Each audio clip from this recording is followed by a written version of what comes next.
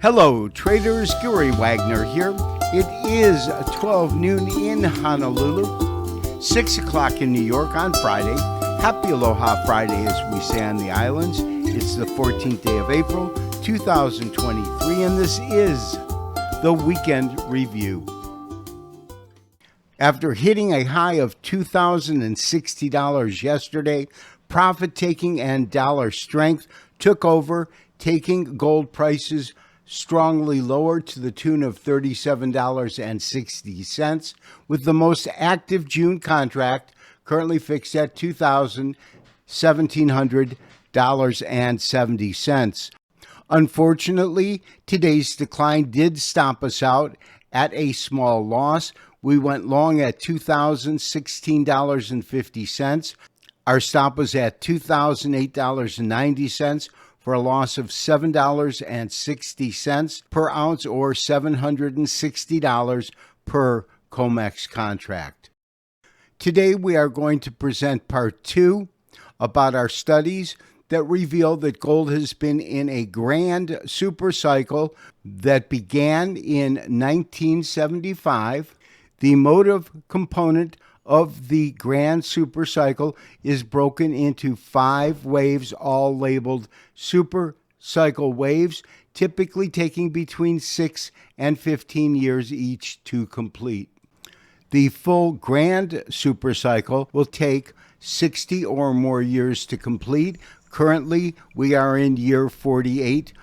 These first examples come from different Elliott wave group. This from Elliott wave forecast, and it looks at the Grand Supercycle of the U.S. stock market, the Standard & Poor's 500.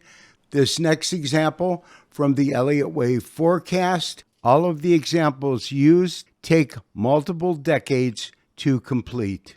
Which brings us to our example of the current Grand Supercycle that exists within gold.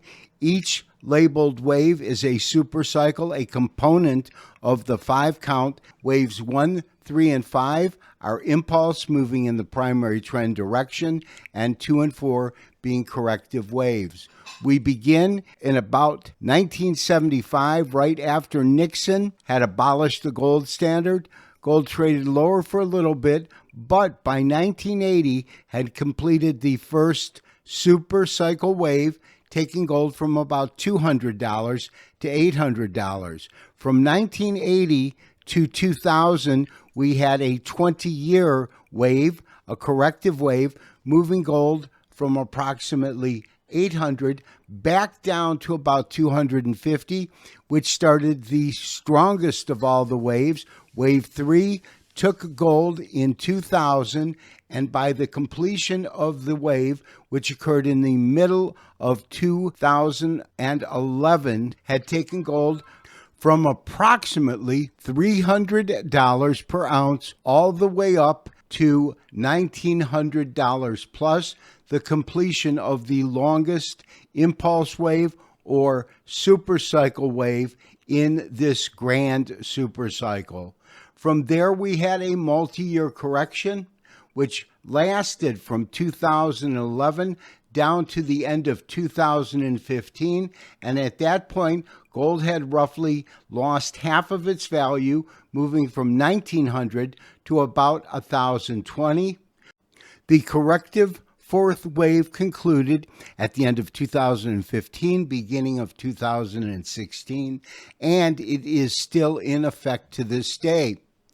On Monday's show, we will deliver part 3, in which we will present differing models as to where we believe this fifth wave will terminate.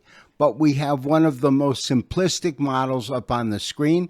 It is based on a Fibonacci extension of wave 3, meaning we begin our count at the onset or beginning of wave 3 to the conclusion. We measure the distance, and then beginning at the termination point of wave 4, the beginning of wave 5, we plot an extension. If we get a 1-to-1 extension of wave 3 to wave 5, that would take gold above $2,700 per ounce.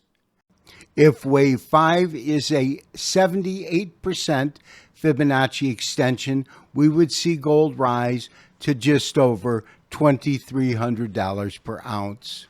This has been Gary Wagner, wishing you as always good trading. We will talk to you after the weekend. Bye-bye.